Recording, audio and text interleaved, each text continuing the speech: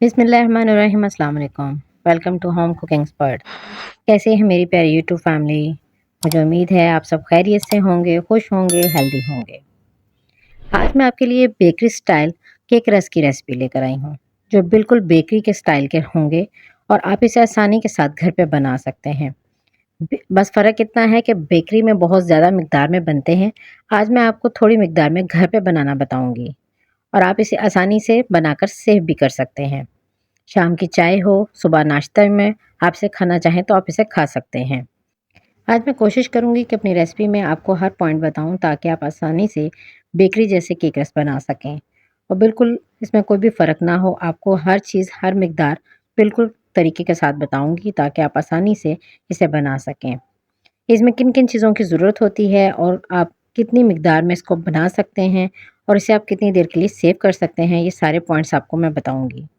और इसमें आप आराम से इसको पतीले में भी बना सकते हैं, ज़रूरी नहीं कि ये आप ओवन में ही बनाएँ। अगर आपके पास ओवन नहीं है, तो आप इसे आसानी के साथ पतीले में भी बना सकते हैं। बस उसमें कुछ चीज़ों का ख़्याल रखना पड़ता है आपको और कुछ टाइमिंग का ख़्याल करना पड़ता है, तो उसके बाद ये बिल्कुल बेकरी जैसे बन जाते हैं। तो हम अपना टाइम नहीं वेस्ट करते और अपनी रेसिपी स्टार्ट करते हैं। तो उससे पहले मैं आप लोगों से ये रिक्वेस्ट करूँगी कि आप लोगों को मेरी रेसिपी अच्छी लगे तो एंड तक मेरी वीडियो को वॉच कीजिएगा और कोई भी पॉइंट मिस ना कीजिएगा, ताकि आप मुझसे भी अच्छे बेकरी स्टाइल के केक रस घर पे बना सकें और इसे बनाकर सेव भी कर सकें। ये बच्चों और बड़ों को बहुत ज़्यादा पसंद आते हैं।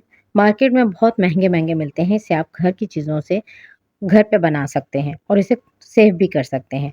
सेव करने के लिए आप एयर टाइट जार लीजिएगा और उसमें इसको सेव कर लीजिएगा।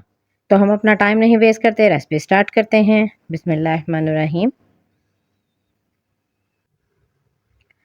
तो सबसे पहले मैंने एक साफ बाउल लिया है और उसमें मैंने 2 अंडे लिए हैं।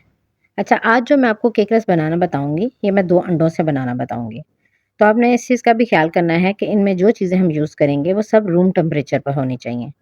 फ्रिज के ठंडे अंडे होंगे तो आपके जो केक रस हैं वो अच्छे नहीं बनेंगे। तो ये रूम टेम्परेचर पर हमने 2 अंडे ले लिए हैं। बड़े साइज़ के होने चाहिए, अगर छोटे हैं तो आप इसकी जगह 3 भी यूज़ कर सकते हैं। इसमें मैंने हाफ़ कप चीनी डाली है। चीनी को मैंने घर पे पीस लिया था। अब वो तकरीबन हाफ़ कप इसमें मैं चीनी डालूँगी और इसको अच्छे तरीके से बीट करूँगी। इतना इसको आपने बीट करना है कि ये फ्लफ़ी हो जाए। बिल कम से कम आप इसको तकरीबन 6 से 7 मिनट के लिए लो स्पीड पे इसको आपने बीट करना है। अगर आप हैंड विस्कर के साथ कर रहे हैं तो तकरीबन आपको 10 मिनट लग जाएँगे बीट करते हुए। बस आपको इतना बीट करना है कि ये दोनों चीज़ें अच्छे तरीके से मिक्स हों और बिल्कुल एक फ्लफ़ी फ़ॉर्म की तरह बैटर रेडी हो जाए। ये आप देख सकते हैं, इसका कलर भी चेंज हो रहा है और मैंने बिल्कुल लो स्पीड पे इसको रखा है। तो इसको मैं अच्छे तरीके से बीट करती जा रही हूँ और ये देखें कितनी स्मूथ ये बैटर रेडी हो रहा है।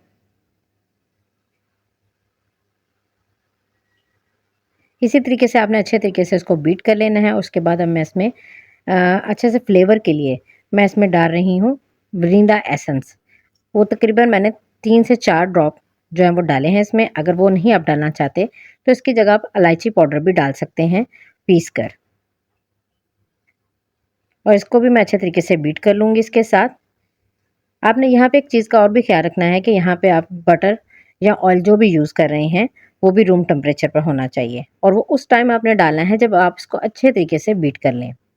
अगर हम साथ ही डाल देंगे तो ये हमारा जो बैटर है ये अच्छे तरीके से फ्लफ़ी नहीं होगा और हमारा केक जो है वो बैठ जाएगा। हमने बैठाना नहीं है केक को, हमने उसको अच्छे तरीके से सॉफ्ट सा बनाना है। तो आप ये देखें, मैंने इसमें ऑयल डाल दिया है और ऑयल डालने के बाद आपने सिर्फ़ और सिर्फ़ 1 मिनट के लिए इसको बीट करना है। उसके बाद आपने बीटर को हटा देना है। ये देखिए अच्छे तरीके से मिक्स हो गया है। अब मुझे बीटर की यहाँ पे ज़रूरत नहीं है, इसको मैं हटा दूँगी। अब इसमें हमने जो मैदा डाला है, वो मैंने लिया है तकरीबन 1 कप के करीब और उसे एकदम से आप नहीं नहीं डालना, थोड़ा-थोड़ा करके आपने डालना है और मिक्स करते जाना है। जब मिक्स करना है तो बहुत ही ज़्यादा सॉफ्ट हाथ से आपने इसको मिक्स करना है। ये देखें अच्छे तरीके से मैं इसको मिक्स कर रही हूँ। साइड से भी आपने अच्छे तरीके से इसको बॉल को साफ़ कर लेना है ताकि हमारा जो मैदा वगैरह साइड पे लगा हुआ है वो भी अच्छे तरीके से मिक्स हो जाए और इसमें कोई लम्प्स वगैरह भी ना रहें। ये देखें इस तरीके से मैंने सारा मिक्स कर लिया है। और ये देखिए हमारा बैटर बिल्कुल स्मूथ हो गया, इसमें कोई लम्स नहीं है, कोई गुठलियाँ नहीं है, बिल्कुल इक्वल हमारा बैटर रेडी हो चुका है। अब इसमें मैं थोड़ा सा नमक डालूंगी, तकरीबन 1/4 टीस्पून के करीब, या आप इसको 2 चुटकियाँ भी कह सकते हैं। उसके बाद मैंने बेकिंग पाउडर डाला है तकरीबन 1 टीस्पून, और तकरीबन 2 पिंच मैंने इसमें डाला है येलो फूड कलर। अगर आपको येलो फूड कलर नहीं पसंद तो आप इसको स्किप भी कर सकते हैं, लेकिन वो मैंने इसलिए डाला है कि जब हम बेकरी वाले केक रस लाते हैं तो आप वो देख सकते हैं कि वो कितने प्यारे कलर के होते हैं। तो इसमें येलो कलर इसलिए डाला जाता है ताकि इसका अच्छा सा कलर रेडी हो जाए। तो इसको भी डाल के मैंने अच्छे तरीके से मिक्स कर लिया है। ये देखें बैटर कितना ज़बरदस्त रेडी हो चुका है। ये मैं आपको दिखाती हूँ कि आप देख सकते हैं कि ये कितना थिक बैटर रेडी हुआ है। ये आपने परेशान नहीं होना कि इतना थिक है तो ये कैसे बनेगा, बिल्कुल ये अच्छा बनेगा। आप इसको ये देखें, इसकी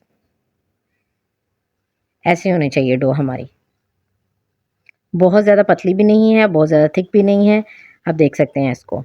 अब दूसरी तरफ मैंने एक पैन ले लिया है, जो केक जिसमें आप बनाते हैं वो अगर आपके पास टिन है तो ठीक है, नहीं है तो आप इसे किसी पतीली में भी बेक कर सकते हैं।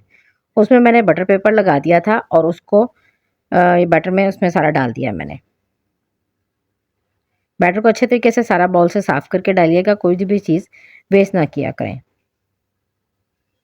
ये देखें मैंने बैटर इसमें सारा डाल दिया है।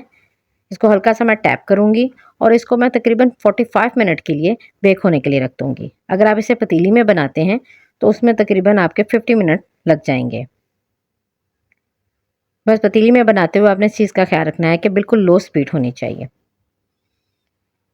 180 डिग्री सेंटीग्रेड पे मैंने ओवन में इसको बेक किया है और 45 मिनट के बाद मैंने इसको चेक किया तो ये देखें कितना अच्छा रेडी हो चुका है और कितना सॉफ्ट भी बना है।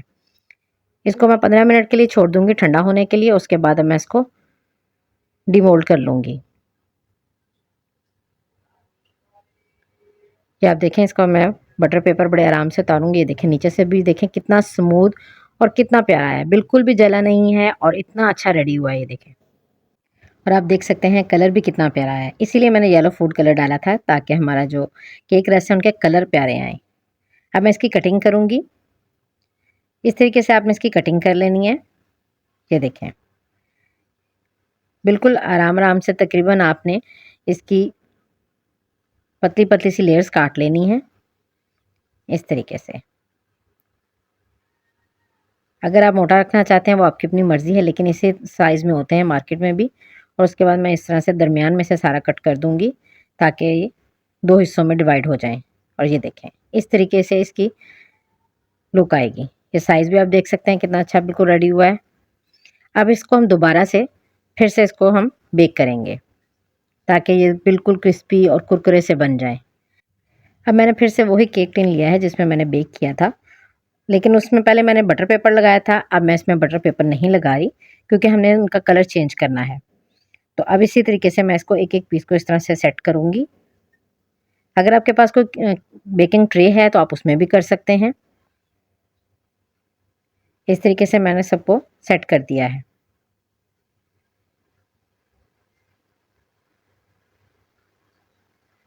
ये देखें इस तरीके से मैं इसको सेट करती जा रही हूँ। बिल्कुल आपने इसको साथ-साथ करके सेट कर लेना है।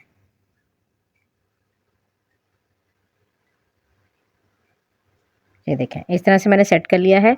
अब इसको मैं फिर से बेक होने के लिए रख दूँगी तकरीबन 40 से 45 मिनट के लिए ताकि इसका कलर चेंज हो जाए।